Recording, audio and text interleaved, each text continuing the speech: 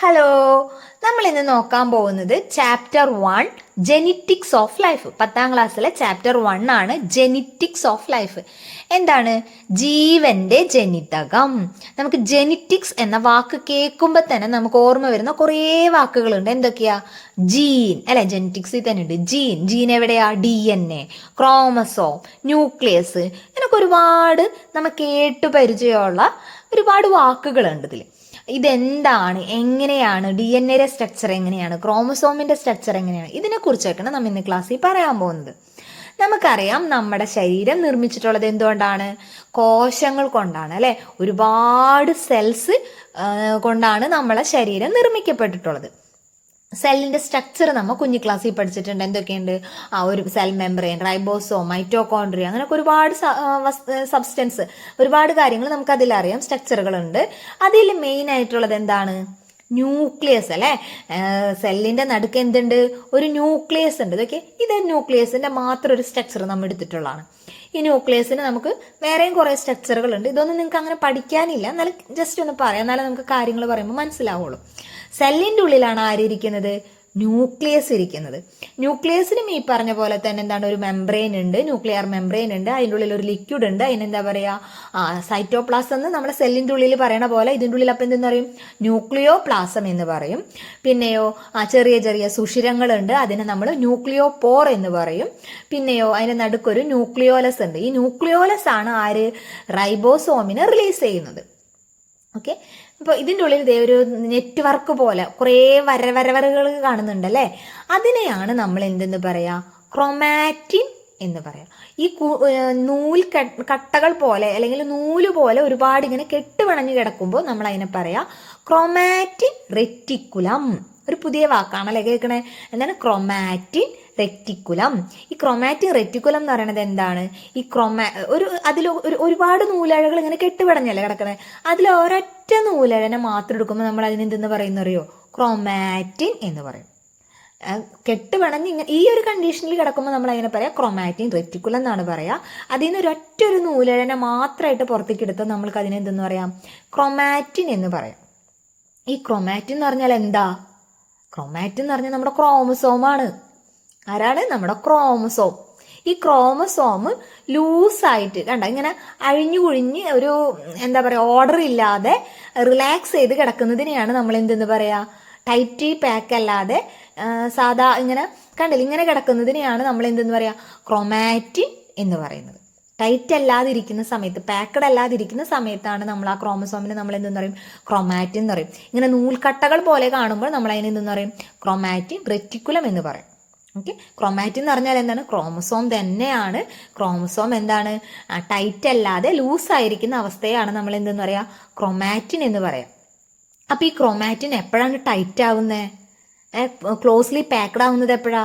നമ്മൾക്കറിയാം, നമ്മൾ എന്താണ്? സെൽ ഡിവിഷൻ നടക്കുന്നുണ്ടെന്ന് അറിയാം അല്ലെ നമ്മുടെ ശരീരത്തിൽ. ഈ സെൽ ഡിവിഷൻ നടക്കുമ്പോൾ എന്ത് ചെയ്യണം? നമ്മുടെ ക്രോമസോമുകൾ അല്ലെങ്കിൽ സെൽസിന്റെ എല്ലാ കാര്യങ്ങളും എന്താണ്? ഈക്വൽ ആയിട്ട് അങ്ങോട്ടും ഇങ്ങോട്ടും പോകണം. വേണ്ടേ? ക്രോമസോം എത്ര എണ്ണം ഉണ്ട്? നമ്മുടെ ഒരു മനുഷ്യ ശരീരത്തിൽ എത്ര ക്രോമസോം ഉണ്ട്? 46 എണ്ണം ഉണ്ട്. ഒരു മനുഷ്യ ശരീരത്തിൽ 46 എണ്ണം ക്രോമസോംസ് ഉണ്ട്. ഈ ക്രോമസോംസ് സെൽ ഡിവിഷൻ നടക്കുമ്പോൾ എന്ത് ചെയ്യണം? രണ്ടോടത്തേക്കും ഈക്വൽ ആയിട്ട് മൂവ് ചെയ്യണം. അപ്പൊ നേരത്തെ കാണിച്ച പോലെ കെട്ടുപിണഞ്ഞാണ് കിടക്കണേന്നുണ്ടെങ്കിൽ, ഇപ്പൊ ഈ കാണിക്കണ പോലെ കെട്ടുപിണഞ്ഞാണ് കിടക്കണേന്നുണ്ടെങ്കിൽ ഈക്വൽ ആയിട്ട് നമുക്ക് ഡിവൈഡ് ചെയ്യാൻ പറ്റുമോ? അല്ലെങ്കിൽ ഓരോന്നിനെ നമുക്ക് സെപ്പറേറ്റ് ആക്കി എടുക്കുക എന്ന് പറയുന്നത് എന്താണ്? ബുദ്ധിമുട്ടായിരിക്കും അല്ലെ. അപ്പോൾ ഈ സെൽ ഡിവിഷൻ നടക്കുന്ന സമയത്ത് ഈ ക്രോമാറ്റിൻ, ഈ കെട്ടുപിണഞ്ഞ് കിടക്കുന്ന, ഈ ലൂസായി കിടക്കുന്ന ഈ നൂലഴകൾ എന്ത് ചെയ്യും? വളരെ ടൈറ്റായിട്ട് നല്ല ഭംഗിയിൽ പാക്ക് ചെയ്യും. ഓക്കെ, ആ പാക്ക് ചെയ്യുന്ന സമയത്ത് നമ്മൾ അതിനെന്തെന്ന് പറയും? ഈ പിക്ചറിൽ നോക്കിയേ, കണ്ട ഈ ഒരു ഒറ്റ ക്രോമസോം ആയിട്ടാണ് പുറത്തേക്ക് എടുത്തിരിക്കുന്നത്. അത് ടൈറ്റായിട്ട് പാക്ക് ചെയ്യപ്പെട്ടു. അപ്പം നമ്മൾ അതിനെന്തെന്ന് പറയാം? ക്രോമസോം എന്ന് പറയും. എന്തിനിങ്ങനെ ടൈറ്റായിട്ട് പാക്ക് ചെയ്യണത്?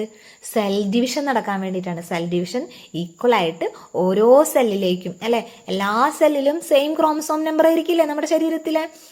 ആ സെയിം ആയിരിക്കണം എല്ലാ പ്രോപ്പർട്ടിയും അല്ലെ, ആ ഒരു കോശങ്ങൾ ഡിവൈഡ് ചെയ്യുന്ന സമയത്ത്. അപ്പൊ ആ ഒരു കാര്യത്തിന് വേണ്ടിയിട്ടാണ് ഇത് ടൈറ്റായിട്ട് പാക്ക് ചെയ്യപ്പെടുന്നത്. മനസ്സിലായില്ലേ? ടൈറ്റ് ചെയ്ത് പാക്ക് ചെയ്യുമ്പോൾ അതിനെന്തെന്ന് പറയും? ക്രോമാറ്റിൻ എന്ന് പറയില്ല. അപ്പോഴാണ് അതിനെന്തെന്ന് പറയാ? ക്രോമസോം എന്ന് പറയാം. നിങ്ങൾ കൂടുതലും ചിത്രങ്ങളിൽ ക്രോമസോം എന്ന് പറയുമ്പോൾ ഇങ്ങനെ ഒരു എക്സ് ഷേപ്പുള്ള ചിത്രമായിരിക്കും അല്ലെ കണ്ടിട്ടുണ്ടാവുക. അപ്പൊ നേരത്തെ ടീച്ചർ കാണിച്ചു തന്നിട്ട് അത് ആ ഒരു ത്രെഡ് ലൈക്ക് ഈ കാണുന്നതും ക്രോമസോമാന്ന് പറഞ്ഞു. അപ്പൊ ഈ എക്സ് പോലെ കാണുന്നതും ക്രോമസോം അല്ലേ?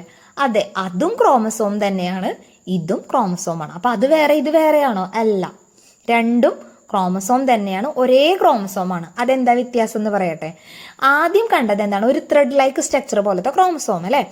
അത് സെൽ ഡിവിഷൻ സ്റ്റാർട്ട് ചെയ്യുന്ന ടൈമിൽ, സെൽ ഡിവിഷൻ സ്റ്റാർട്ട് ചെയ്ത് കഴിഞ്ഞ് എന്ത് സംഭവിക്കും? നമ്മുടെ ക്രോമസോമും എല്ലാതും ഡിവിഷൻ നടക്കും. നമുക്കതറിയാം. മിയോസിസ്, മൈറ്റോസിസ്, ഡിവിഷൻസ് ഒക്കെ നമ്മൾ പഠിച്ചിട്ടില്ലേ? കുറേ സ്റ്റേജസ് പഠിച്ചിട്ടില്ലേ? അനാഫേസ് അങ്ങനെയൊക്കെ പറഞ്ഞു കണ്ടിട്ട്. അപ്പോൾ ഇനി പഠിച്ചിട്ടില്ലെങ്കിലും കുഴപ്പമൊന്നുമില്ല, നമുക്കറിയാം. നമുക്ക് ഇത്രയും സിമ്പിളായിട്ട് അറിഞ്ഞൂടെ? സെല്ല് ഡിവിഷൻ നടക്കും. സെൽ ഡിവിഷൻ നടന്നിട്ടുണ്ടെങ്കിൽ ഈക്വൽ ഹാഫ് ആയിട്ട് എന്ത് വേണം? ക്രോമസോംസ് രണ്ടെണ്ണത്തിലേക്കും, നമ്പർ ഈക്വൽ ഹാഫ് അല്ല, നമ്പർ മാറാതെ അല്ലേ? 46 ഉണ്ടെങ്കിൽ ഇവിടേക്കും 46 ആയ അപ്പുറത്തെ സെല്ലും 46 ക്രോമസോം തന്നെയായിട്ട് ഡിവിഷൻ നടക്കണം. അപ്പോൾ ഇത് ഇപ്പം ഈ കാണുന്ന എക്സ് ഷേപ്പ് എന്താണ്? ക്രോമസോം ഡിവിഷൻ നടന്നിട്ടുള്ളതാണ്. എക്സ് എന്ന് പറയുന്നത് അത് 2 ക്രോമസോംസ് ആണ്. മനസ്സിലായോ? ഈ 2 ക്രോമസോമുകളെയും കൂടി സെൻട്രിയിൽ ഒരു ഹോൾഡ് ചെയ്തിരിക്കുന്നുണ്ട്. അതിന് പറയണ പേരാണ് എന്ത്? സെൻട്രോമിയർ. എന്താണ്? സെൻട്രോമിയർ. ഇത് 2 ന്യൂക്ലിയസുകളായി മാറുമ്പോൾ എന്ത് ചെയ്യും? ഒരു സൈഡിലെ ക്രോമസോം ആ സെല്ലിലേക്കും ഈ സൈഡിലെ ക്രോമസോം ഈ സൈഡിലുള്ള സെല്ലിന്റെ ന്യൂക്ലിയസിലേക്കും പോകും. കാര്യം മനസ്സിലായില്ലേ? അപ്പോൾ ഇതിനെയും നമ്മൾ എന്താണ് എക്സ് ഷേപ്പ് കാണുന്നത് എന്താണ്? സെൽ ഡിവിഷൻ നടന്നിട്ട് അല്ലെങ്കിൽ ക്രോമസോം ഡിവിഷൻ നടക്കുമ്പോഴത്തെ, അതായത് 2 ഡോട്ടർ ക്രോമസോംസുകളെ ഒന്നിച്ച് കെട്ടിവെച്ചിരിക്കുന്നതാണ് ആര്? സെൻട്രോമിയർ. മനസ്സിലായി? അപ്പൊ നടുക്ക് കാണുന്ന ആ ഒരു ഇതാണ് എന്ത്? സെൻട്രോമിയർ എന്ന് പറയുന്നത്. 2 സൈഡിലും എന്തുണ്ട്? ക്രൊമാറ്റിഡ്, ഒരു വിങ്സ് ഷേപ്പ് സ്ട്രക്ചർ കാണാം അല്ലേ? അതിന് നമ്മൾ എന്തെന്ന് പറയാ? ക്രൊമാറ്റിഡ്. അപ്പുറവും ഇപ്പുറവും എന്തുണ്ട്? ക്രൊമാറ്റിഡ് ഉണ്ട്. പിന്നെ അതിന് നടുക്ക് എന്താണ് വെച്ചിരിക്കുന്നത്? സെൻട്രോമിയർ. ഓക്കെ, അപ്പൊ ഈ ക്രോമസോമിന്റെ സ്ട്രക്ചർ പറയുമ്പോൾ നമുക്ക് ഇങ്ങനെ പറഞ്ഞൂടെ? ക്രോമസോം എന്ന് പറഞ്ഞാൽ എന്താണ്? നമുക്കറിയാം. ക്രോമാറ്റിൻ എന്ത് ചെയ്യാന്ന് നമ്മൾ നേരത്തെ പറഞ്ഞല്ലേ? Chromatin reticulum, chromatin. ഈ ക്രോമാറ്റിൻ എന്ത് ചെയ്യാണ്? ടൈറ്റ്ലി പാക്ക് ചെയ്യപ്പെടുന്നതാണ് അല്ലേ? ടൈറ്റ്ലി പാക്ക് ചെയ്യപ്പെടുന്നതിനെയാണ് നമ്മൾ എന്തെന്ന് പറയാ? ക്രോമസോം എന്ന് പറയാ. ക്രോമസോമിന് എന്തുണ്ട്? വിങ്സ് ലൈക്ക് പാർട്സ് ഉണ്ട്. അതിനെയാണ് നമ്മൾ എന്തെന്ന് പറയാ? ക്രോമാറ്റിഡ്. ഈ ക്രൊമാറ്റിഡിനെ കണക്ട് ചെയ്യുന്നത് ആരാണ്? സെൻട്രിയിലുള്ള സെൻട്രോമിയർ ആണ്. കണക്ട് ചെയ്യുന്നത് ആരാണ്? Connected by the centromere. മനസ്സിലായോ? ക്രോമസോം എന്ന് പറഞ്ഞാൽ ക്രൊമാറ്റിൻ നെറ്റ്വർക്ക് ടൈറ്റ്ലി പാക്ക് ചെയ്യപ്പെടുന്നതാണ്. ആ ടൈറ്റ്ലി പാക്ക് ചെയ്യപ്പെടുമ്പോൾ അതിന് നമ്മൾ എന്ത് പറയും? ക്രോമസോം എന്ന് പറയും. ക്രോമസോമിന് വിങ്സ് ലൈക്ക് പാർട്സ് ഉണ്ട്. അതിന് നമ്മൾ എന്തെന്ന് പറയും? ക്രൊമാറ്റിഡ്സ് എന്ന് പറയും. ക്രൊമാറ്റിഡ്സ്. ഇതിനെ കണക്ട് ചെയ്യുന്നത് ആരാണ്? സെൻട്രോമിയർ. ഇതൊക്കെ എവിടെയാ കാണപ്പെടുന്നത്? ക്രൊമാറ്റിനൊക്കെ എവിടെയാ കാണപ്പെടുന്നത്? സെല്ലിൻ്റെ ഉള്ളിലാ, ന്യൂക്ലിയസിൻ്റെ ഉള്ളിലാണ് അല്ലേ? സെല്ലിൻ്റെ ഉള്ളിൽ ആരുണ്ട്? ന്യൂക്ലിയസ് ഉണ്ട്. ന്യൂക്ലിയസിൻ്റെ ഉള്ളിൽ ആരുണ്ട്? ക്രോമസോം ഉണ്ട്. ആ ക്രോമസോം എപ്പോഴാ? സെൽ ഡിവിഷൻ നടക്കുന്ന സമയത്താണ് ക്രോമസോം എന്ന് നമ്മൾ പറയാ. അത് അല്ലാത്തപ്പോഴെന്തായിരിക്കും? ഈ ക്രോമസോം ലൂസായിട്ട് കിടക്കായിരിക്കും അല്ലെ? നൂല് കട്ട കൂടി കിടക്കുന്ന ഒരു സ്ട്രക്ചറിലായിരിക്കും ന്യൂക്ലിയസിനുള്ളിൽ കാണാം. അപ്പൊ നമ്മൾ അതിന് എന്തെന്ന് പറയാ? Chromatin reticulum. ആ ഒരൊറ്റ നൂലഴയെ എടുത്തിട്ട് നമ്മൾക്ക് എന്തെന്ന് പറയാം? ക്രോമാറ്റിൻ എന്ന് പറയാം. ഈ ക്രോമാറ്റിൻ ടൈറ്റ്ലി പാക്ക് ചെയ്യപ്പെടുമ്പോൾ നമ്മൾ അതിനെന്തെന്ന് പറയും? ക്രോമസോം എന്ന് പറയും. ഒരു chromosome is formed by the contraction of a chromatin network. Okay, അതിലെന്തുണ്ട്? വിങ്സ് ലൈക്ക് പാർട്സ് ഉണ്ട്. അതിനെ നമ്മൾ എന്തെന്ന് പറയാ? ക്രോമാറ്റിഡ്സ് എന്ന് പറയും. അതിനെ കണക്റ്റഡ് ബൈ ദി സെൻട്രോമിയർ. അതിനെ കണക്ട് ചെയ്യുന്നത് എന്താണ്? സെൻട്രോമിയർ ആണ്. അത്രയും കാര്യം മനസ്സിലായില്ലേ? അത്രയും സെറ്റല്ലേ തലയില്? ഇനി ഈ ക്രോമസോമിനെ നമ്മൾ എന്ത് ചെയ്യാണ്? ഒരു പതുക്കെ ഒരു ഭാഗം ഇങ്ങനെ എടുത്തു നോക്കാണ്. എന്താണ് ഇങ്ങനെ ടൈറ്റായിട്ട് ഇങ്ങനെ ചുറ്റി വെച്ചിരിക്കുകയാണ്. നോക്കിയേ, ഇങ്ങനെ മുല്ലപ്പൂവിനെ നമ്മൾ വാങ്ങിക്കാൻ പോകുമ്പോൾ ആ ഒരു ബണ്ടിലുമ്പിൽ ഇങ്ങനെ ചുറ്റി വെച്ചിരിക്കില്ലേ? അതേപോലെ അപ്പൊ അത്രയും നീളമുള്ള മുല്ലപ്പൂ ഒരു കുഞ്ഞു സ്ഥലത്ത് ഒതുങ്ങി കൂടിയിരിക്കും അല്ലെ? അതേപോലെ ഇവരെന്ത് ചെയ്തിരിക്കണം? അതിനെ വീണ്ടും ചുറ്റി വെച്ചിരിക്കണം. ആ ചുറ്റിനെ നമ്മൾ പതുക്കെ ഇങ്ങനെ അഴിച്ചെടുത്ത് നോക്കിയപ്പോഴാണ് നോക്കിയേ മുത്തുമാലകൾ പോലെ അല്ലേ, മുത്തുകൾ കണ്ടില്ലേ, അതിനൊരു മാലയിൽ ഇങ്ങനെ കോർത്ത് കോർത്ത് വെച്ചിരിക്കണം. ആ മുത്തുകളും മാലേനെ നമ്മൾ ഒന്നും കൂടി സൂം ചെയ്തിരിക്കണം ഈ കാണുന്നത് കണ്ടോ. അങ്ങനെ കുറച്ച് മുത്തുകൾ അതിനെന്തോ വള്ളി വെച്ച് ഇങ്ങനെ കെട്ടിയിട്ട് പോയിരിക്കണം. പിന്നെയും കുറച്ച് മുത്തുകൾ വന്ന് ആ വള്ളി ഇങ്ങനെ കെട്ടി കെട്ടി പോയിരിക്കണം അല്ലേ. ആ ഒരു വള്ളി ഒരു ത്രെഡ് ലൈക്ക് സ്ട്രക്ചറിൽ ആ ഒരു നീളത്തിൽ കാണുമ്പോൾ നമ്മൾ എന്താ പറയുക, ക്രൊമാറ്റിൻ്റെ ഫൈബർ പോലെയാണ് അല്ലേ കാണുന്നത്, ഒരു ഫൈബർ ലൈക്ക് സ്ട്രക്ചർ ആയിട്ട് കാണുന്നില്ല. അപ്പം നമ്മൾ അതിനെ പറയാം ക്രൊമാറ്റിൻ ഫൈബർ എന്നാണ്. ഇപ്പോൾ ഈ ഒരു സ്ട്രക്ചർ നോക്കി, ക്രൊമാറ്റിൻ ഫൈബർ സൂം ചെയ്യുമ്പോഴാണ് നമുക്ക് ഇങ്ങനെ മുത്തുമുത്ത് കണ്ടില്ലേ, മുത്തുമുത്തുകൾ ഇങ്ങനെ ചരടിൽ ഇങ്ങനെ കോർത്ത് വെച്ചിരിക്കണം അല്ലേ, മാലയുടെ മുത്തുക്കൾ ഇങ്ങനെ കോർത്ത് വെച്ചിരിക്കുന്ന പോലെ കാണാൻ പറ്റും. അതെന്താണ്? അതാ ഹിസ്റ്റോൺ എന്ന് പറയുന്ന പ്രോട്ടീനാണ്. ഹിസ്റ്റോൺ എന്ന് പറയുന്ന 5 തരത്തിലുള്ള പ്രോട്ടീൻ നമ്മുടെ ശരീരത്തിലുണ്ട്. അതിൻ്റെ ഓരോത്തിൻ്റെ പേരുകൾ ഇവിടെ കൊടുത്തിട്ടുണ്ട്, അതൊന്നും നിങ്ങൾ ഓർക്കണ്ട കേട്ടോ. നിങ്ങൾക്ക് ഇത്രയും മാത്രം പഠിക്കാനുള്ളൂ. ഹിസ്റ്റോൺ എന്ന് പറഞ്ഞ പ്രോട്ടീൻ ഉണ്ട്, അത് 5 തരത്തിലുണ്ട്. 5 തരത്തിലുള്ള പ്രോട്ടീൻസിൽ 4 എണ്ണം നോക്കിയേ, H2B, H2A, H3, H4. H2A, H2B, H3, H4 ഈ 4 എണ്ണം വീണ്ടും ഈ 4 എണ്ണം കൂടി ഒരെണ്ണം കൂടി എങ്ങനെ H2A ഒരെണ്ണം കൂടിയും വന്ന്, H2B പിന്നെ ഒരെണ്ണം കൂടിയും വന്ന്, H3 ഒരെണ്ണം കൂടിയും വന്ന്, H4 ഒരെണ്ണം കൂടിയും വന്ന്. അപ്പൊ 2 2 2 2 അങ്ങനെ ഒരേപോലത്തത് അല്ലെ വന്നിട്ട് 8 എണ്ണം അവിടെ വന്നു. 4 തരത്തിലുള്ള പ്രോട്ടീൻസ് ഉണ്ട്. ആകെ നമ്മുടെ ശരീരത്തിൽ 5 തരത്തിലുള്ള പ്രോട്ടീനേ ഉള്ളൂ. ഹിസ്റ്റോൺ പ്രോട്ടീൻ, വേറെ പ്രോട്ടീൻ അല്ലേ, ഹിസ്റ്റോൺ പ്രോട്ടീൻസ് എന്ന് പറയുന്നത് ആകെ നമ്മുടെ ശരീരത്തിൽ 5 തരത്തിലുള്ളൂ.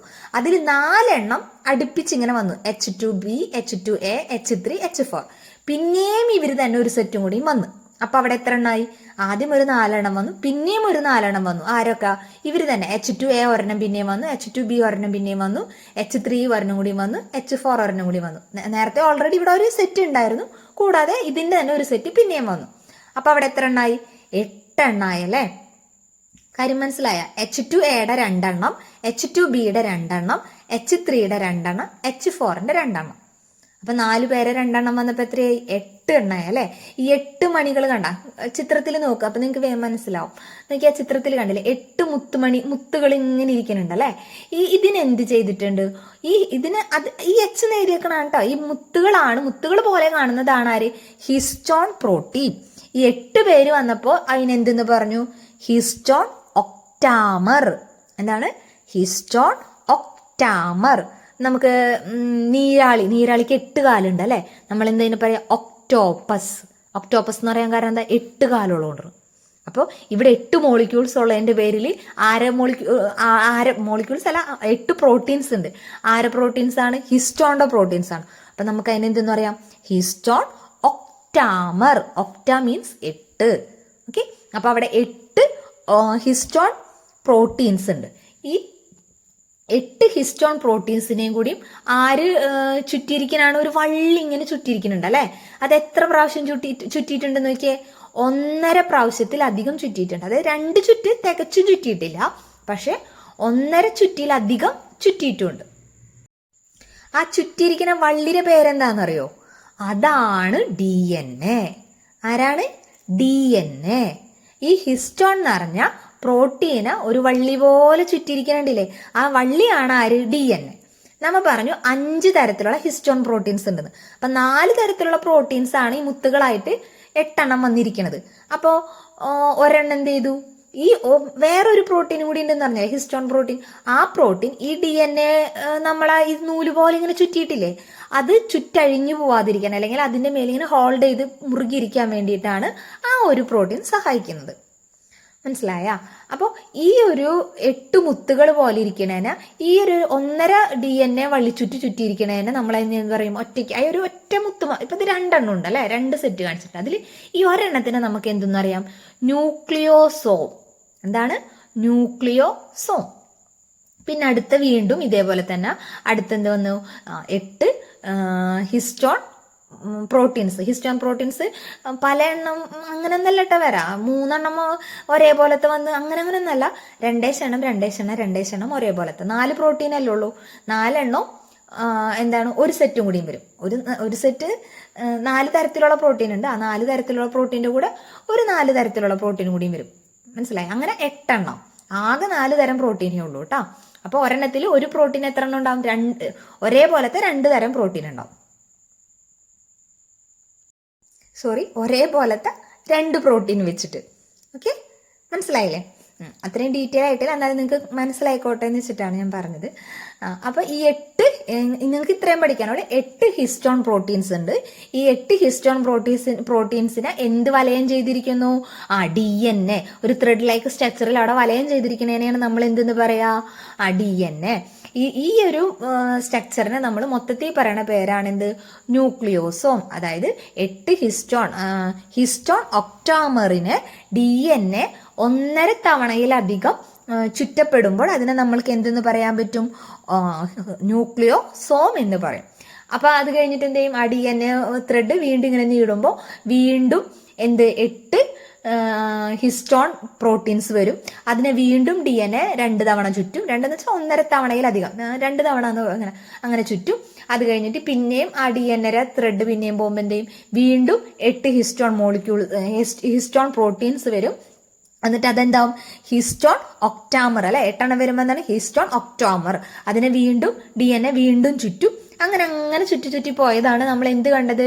നേരത്തെ പിക്ചറിൽ മുത്തുമാലകളുടെ മുത്തുമണികൾ പോലെ ഇങ്ങനെ ഒരു നൂലിൽ ഇങ്ങനെ മുത്ത് കെട്ടിയിട്ട് കണ്ടില്ലേ നേരത്തെ പിക്ചറിൽ? അതെന്താണ്? ഈ ഒരു DNA ഹിസ്റ്റോൺ ഒക്ടാമറിനെ DNA ചുറ്റിപ്പോയിരിക്കുന്നതാണ്. അപ്പൊ ആ ഒരു ഇതിനെയാണ് നമ്മൾ എന്തെന്ന് പറയാ? ന്യൂക്ലിയോസോം എന്ന് പറയാം. ഒരു ഹിസ്റ്റോൺ ഒക്ടാമറിന് DNA 2 വട്ടം അല്ലെങ്കിൽ 1.5 വട്ടത്തിലധികം ചുറ്റിപ്പോകുന്നതിനെയാണ് നമ്മൾ എന്തെന്ന് പറയാ? ന്യൂക്ലിയോസോം എന്ന് പറയാ. ഈ ന്യൂക്ലിയോസോമുകൾ ഇങ്ങനെ അടക്കി വെച്ചപ്പോഴാണ് നമ്മൾക്ക് എന്ത് തോന്നിയത്? മുത്തുമാല പോലെ നമുക്ക് തോന്നിയത്. മനസ്സിലായ? ഈ മുത്തുമാല പോലെ ഇങ്ങനെ ഒരു ഫൈബർ ലൈക്ക് സ്ട്രക്ചർ ആയിട്ട് നമ്മൾ കണ്ടത്. ഈ കാണുമ്പോൾ നമ്മൾ അതിന് എന്തെന്ന് പറയും? ക്രോമാറ്റിൻ ഫൈബർ എന്ന് പറയും. ഈ ന്യൂക്ലിയോസോം എന്ത് ചെയ്യുന്നത്? ടൈറ്റ്ലി പാക്ക് ചെയ്ത് പോകുമ്പോൾ അതെന്തായി? ഇതിങ്ങനെ ഒരു ഫൈബർ ലൈക്ക് സ്ട്രക്ചർ ആയിട്ട് നമുക്ക് കാണും, ടൈറ്റ് ചെയ്ത് പാക്ക് ചെയ്യുമ്പോൾ. അപ്പൊ നമ്മൾ അതിന് എന്തെന്നാ പറയാ? ക്രോമാറ്റിൻ ഫൈബർ എന്ന് പറയും. കൺഫ്യൂഷൻ ആയല്ലേ? ഒന്നും കൂടിയും പറയാം. നമ്മൾക്ക് സിമ്പിൾ എന്താണ് നമുക്കറിയാം. സെൽ എന്താണെന്ന് അറിയാം. സെല്ലിൻ്റെ ഉള്ളിൽ ആരുണ്ട്? ന്യൂക്ലിയസ് ഉണ്ട്. നമ്മൾ ഡീറ്റെയിൽ ആയിട്ട് ഇനി പറഞ്ഞു തരണ്ടല്ലോ. നമുക്കറിയാം സെല്ലിൻ്റെ ഉള്ളിൽ ആര്? ന്യൂക്ലിയസിന്റെ ചിത്രം ഓർത്ത് വയ്ക്കുക. നമുക്ക് കണ്ടു അല്ലെ, കെട്ട് പിണഞ്ഞ കുറേ നൂലഴകൾ. അതിന് നമ്മൾ എന്തെന്ന് പറയാ? Chromatin reticulum. ആ ഒരൊറ്റ നൂലഴയെ നമ്മൾ എന്തെന്ന് പറയും? ക്രോമാറ്റിൻ. ഓക്കെ, എന്താണ്? ക്രോമാറ്റിൻ. ഈ ക്രോമാറ്റിൻ എന്താണ്? സെൽ ഡിവിഷൻ നടക്കണം അല്ലെ. സെൽ ഡിവിഷൻ നടക്കുന്ന സമയത്ത്, സെൽ ഡിവിഷൻ എന്തിനാ നടക്കണേ? പുതിയ കോശങ്ങൾ ഉണ്ടാവണം. നമുക്ക് മുറിവുകളൊക്കെ പൂടാം, പുതിയ കോശങ്ങൾ ഉണ്ടാവണം. നമുക്കറിയാം ഇങ്ങനെ കോശങ്ങൾ ഉണ്ടായിക്കൊണ്ടിരിക്കുകയാണ് നമ്മുടെ ശരീരത്തിൽ അല്ലെ. അപ്പോൾ ആ സെൽ ഡിവിഷൻ നടക്കുന്ന സമയത്ത് ഈ ക്രോമസോമുകളുടെ എണ്ണത്തിലോ മറ്റെന്തെങ്കിലും മാറ്റങ്ങൾ വരാൻ പാടുണ്ടോ? ഇല്ല.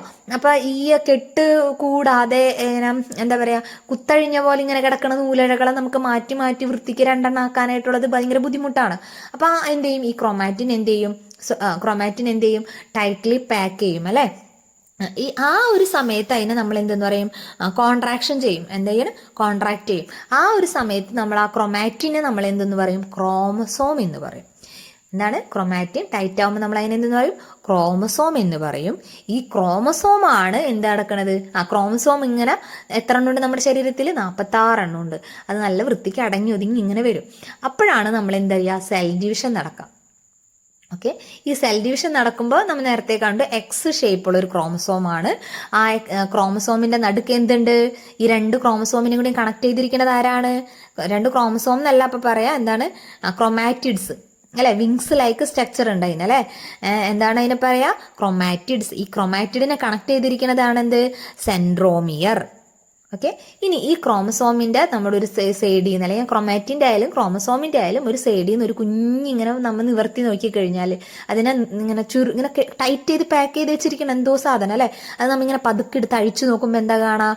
മുത്തുമാലകൾ പോലെ. അതിങ്ങനെ കോയിൽ റിങ് ചെയ്തിരിക്കുന്നത് കാണാം. പിന്നെ അതിങ്ങനെ നീർത്തി നോക്കുമ്പോൾ കാണാം എന്താണ്?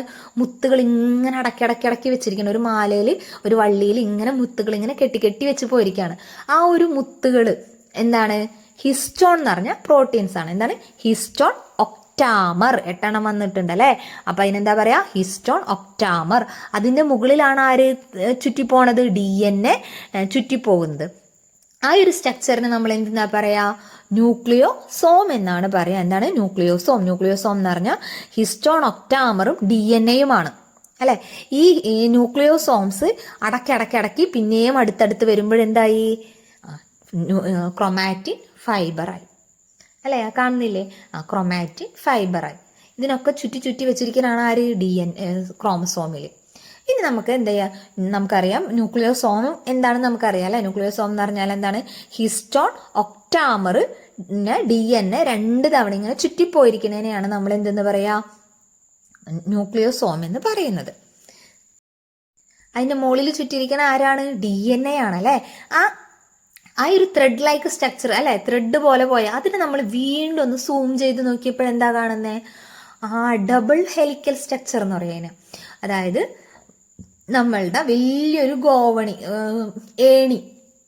ഏണിനെ വന്നുങ്ങാണ്ട് ഒരു ഭയങ്കര ശക്തിയുള്ള ഒരാൾ, ഹീമാനാ സൂപ്പർമാനാ ആരെങ്കിലും വന്നുങ്ങാണ്ട് ഒരു തല മുറുക്കി പിടിച്ചിട്ട് ഇപ്പുറത്തെ തലേന്ന് അങ്ങോട്ടും ഇങ്ങോട്ടായിട്ട് തിരിച്ചു കഴിഞ്ഞാൽ എന്ത് സംഭവിക്കും, ഈ ഏണി ഞളങ്ങും അല്ലെ. ഇങ്ങനെ അതേ ചിത്രത്തിൽ കാണുന്നത് പോലെ ഒരു ഇങ്ങനെ ഞളക്കം വരൂലേ, ചുളുങ്ങിപ്പോവല്ല, ഇങ്ങനെ തിരിയൂലെ. ഇപ്പൊ നമ്മൾ തോർത്തുണ്ടൊക്കെ പിഴിയണ പോലെ ഈ ഏണിനെ അപ്പുറത്തുനിന്നും ഇപ്പുറത്തുനിന്നും പിഴിഞ്ഞു കഴിഞ്ഞാൽ തിരിച്ചു കഴിഞ്ഞാൽ എന്താ സംഭവിക്കുക, ആ ഏണിനൊരു ട്വിസ്റ്റിങ് വരൂലേ, ഒരു തിരിച്ചിൽ വരില്ലേ.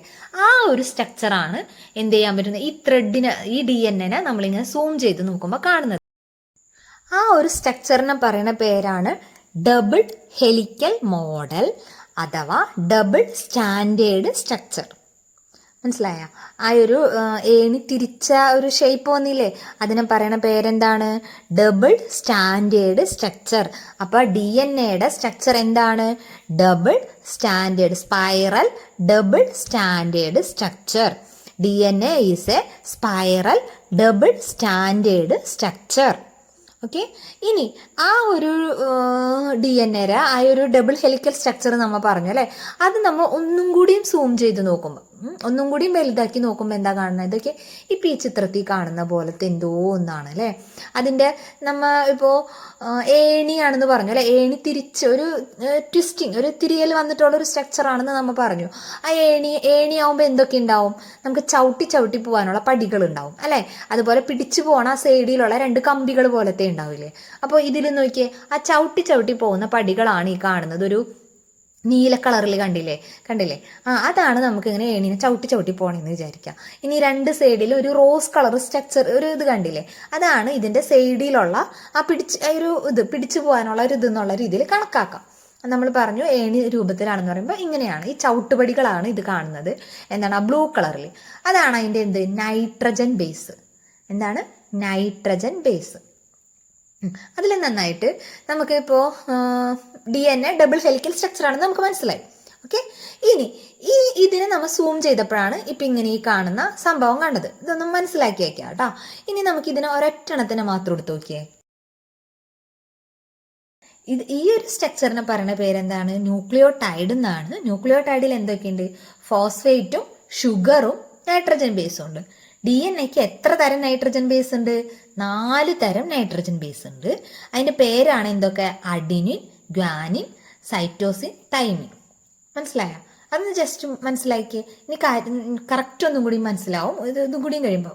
ഇപ്പൊ ഈ ഒരു DNA-യുടെ ബേസിക് യൂണിറ്റ് ആണ് ആര്, ന്യൂക്ലിയോടൈഡ് എന്ന് മനസ്സിലായി. ന്യൂക്ലിയോടൈഡിന് എന്തൊക്കെ ഭാഗങ്ങളുണ്ട്, ഡിയോക്സി റൈബോസ് എന്ന് പറഞ്ഞ ഷുഗർ ഉണ്ട്, പിന്നെ ഫോസ്ഫേറ്റ് ഉണ്ട്, പിന്നെയോ നൈട്രജൻ ബേസ് ഉണ്ട്. നൈട്രജൻ ബേസ് 4 എണ്ണം ഉണ്ട്. നോക്കിയേ, കണ്ട 4 എണ്ണം ഏതൊക്കെയാണ്, അഡിനിന്റെ സ്പെല്ലിങ് എന്ന് എഴുതിയിരിക്കുന്നത് മോളിൽ നോക്കിയാൽ കണ്ട എ. പിന്നെയോ തൈമിൻ എന്ന് പറഞ്ഞാലാണ് ടീന്ന് റെപ്രസെന്റ് ചെയ്തിരിക്കുന്നത് എന്തിനെയാണ്, തൈമിനെയാണ്. പിന്നെ ഗ്വാനിൻ എന്താണ്, ജി. പിന്നെയോ സൈറ്റോസിനെയാണ് റെപ്രസെന്റ് ചെയ്തിരിക്കുന്നത് എന്ത്, സി ആയിട്ട്. മനസ്സിലായോ?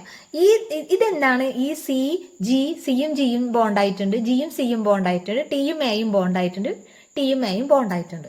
ഇതെന്താ, നമ്മളുടെ അഡിനിൻ എന്ന് പറഞ്ഞ നൈട്രജൻ ബേസ് ആരായിട്ട് മാത്രമേ ബോണ്ട് ചെയ്യുള്ളൂ, തൈമിനായിട്ട് മാത്രമേ പെയർ ചെയ്യുള്ളൂ.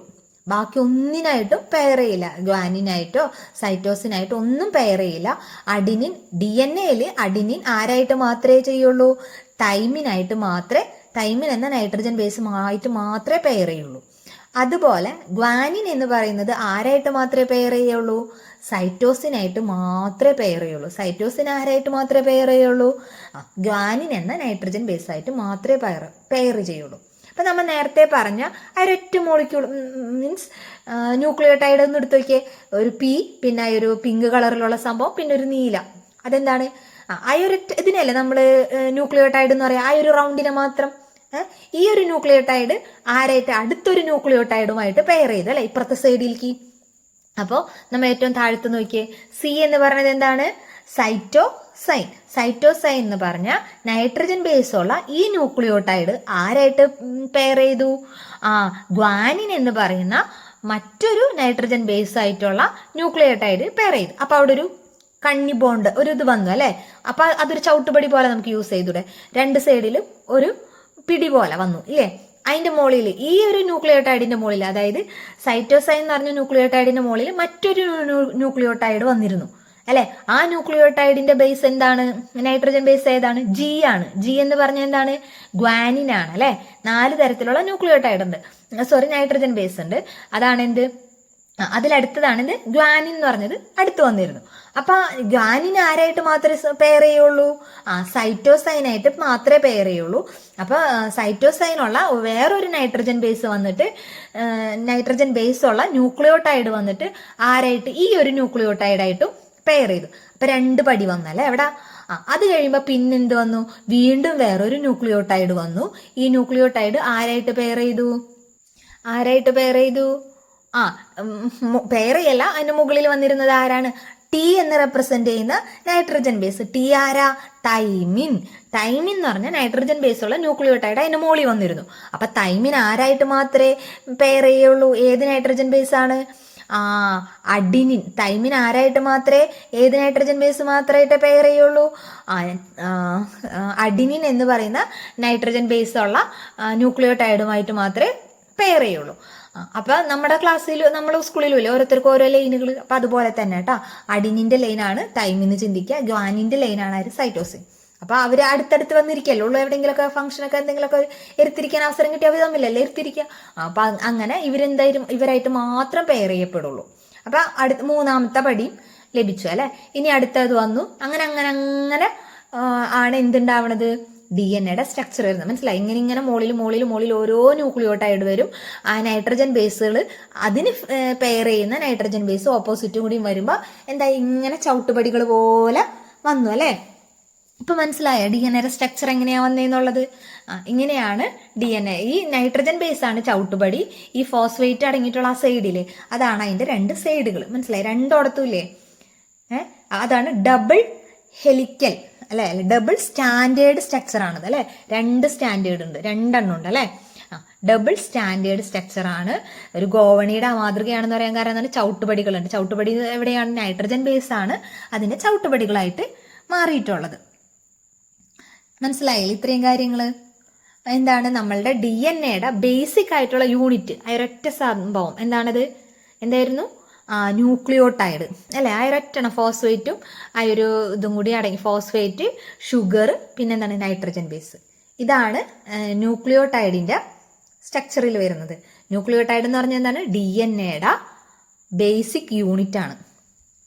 ആകെ കൺഫ്യൂഷനായി തോന്നണം അല്ലെ. ടെൻഷൻ വേണ്ട, അത് ഇപ്പൊ ശരിയാക്കി തരാം. നോക്കി, ഇതാണ് എന്ത്? ന്യൂക്ലിയോടൈഡ്. എന്താണ്? ന്യൂക്ലിയോടൈഡ്. പുതിയ പേരുകളാണ്, പരിചയമില്ലെങ്കിൽ എഴുതി പഠിക്കുക.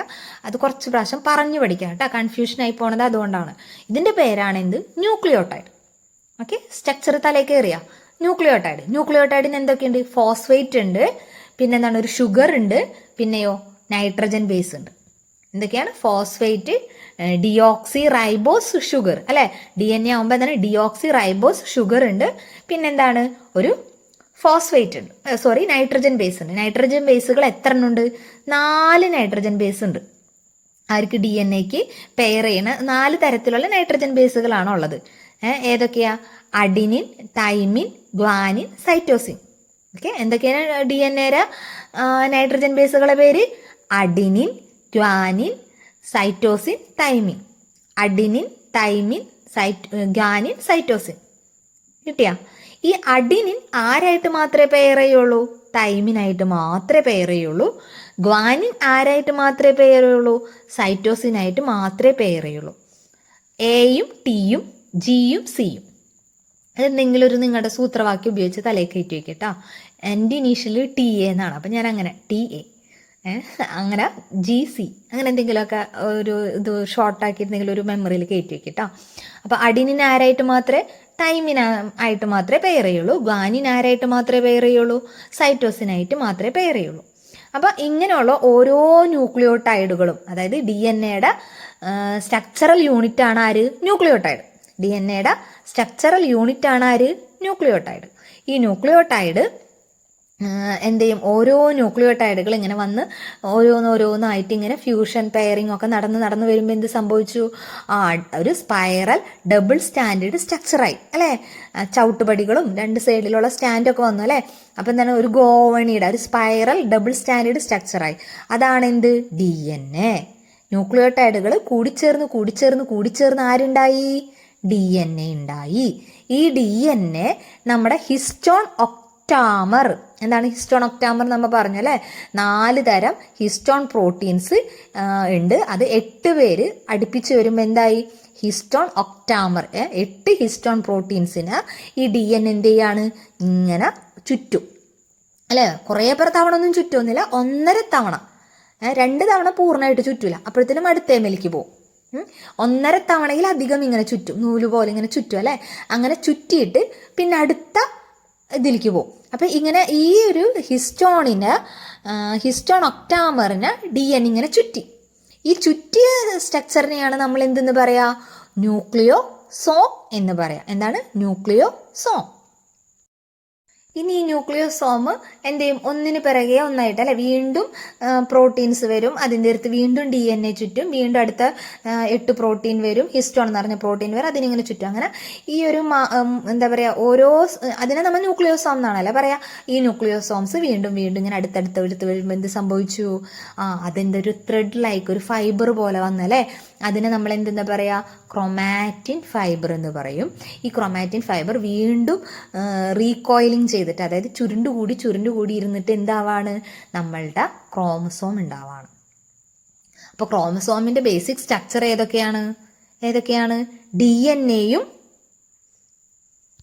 ഹിസ്റ്റോൺ പ്രോട്ടീൻസും ആണ് അല്ലേ? അതിൽ മെയിൻ ആയിട്ടുള്ള കാര്യങ്ങൾ എന്താണ്? ഡി എൻ എയും ഹിസ്റ്റോൺ പ്രോട്ടീനും ആണ്. ഈ ഡി എൻ എയും ഹിസ്റ്റോൺ പ്രോട്ടീനും തമ്മിൽ ഇങ്ങനെ ചുറ്റി ഉണ്ടാവണേനെയാണ് നമ്മൾ എന്തെന്ന് പറയുന്നത്? ന്യൂക്ലിയോസോം എന്ന് പറയുന്നത്. ഒന്നുകൂടിയും പറയട്ടെ, മനസ്സിലായില്ലേ? വല്ല ഡൗട്ട് ഉണ്ടോ? ഒന്നും കൂടിയും പറഞ്ഞുതരാം, അതൊരു ക്ലിയർ ആവും. നമ്മൾ പഠിച്ചു ഒരു ന്യൂക്ലിയോടൈഡ് എന്ന് പറഞ്ഞ സംഭവം ഉണ്ടല്ലേ? ന്യൂക്ലിയോടൈഡ് എന്ന് പറഞ്ഞാൽ എന്താണ്? അതിന് 3 ഭാഗങ്ങളാണുള്ളത്. എന്താണെന്ന്? Phosphate, sugar, nitrogen base. ഇതിങ്ങനെ അടുപ്പിച്ച് വരെയും ഈ നൈട്രജൻ ബേസ് മറ്റൊരു ന്യൂക്ലിയോടൈഡിന്റെ നൈട്രജൻ ഫേസായിട്ട് പെയർ ചെയ്യുമ്പോൾ അവിടെ എന്ത് സംഭവിക്കുകയാണ്? ഒരു ഗോവണിയുടെ രൂപം വരാണ്. മനസ്സിലായോ? നൈട്രജൻ ബേസാണ് നമ്മളെ ചവിട്ടി പോകുന്ന പടി.